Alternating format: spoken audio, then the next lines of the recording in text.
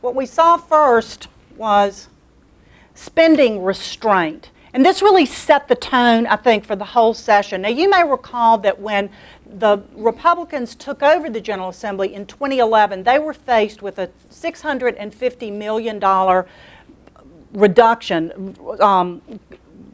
They had $650 million less in state spending that they were able to spend. They weren't going to raise taxes, so they had to restrain the spending.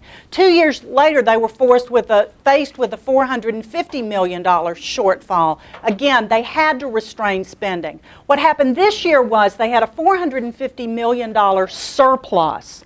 And the inclination was, as most governments are, is to spend all of that money.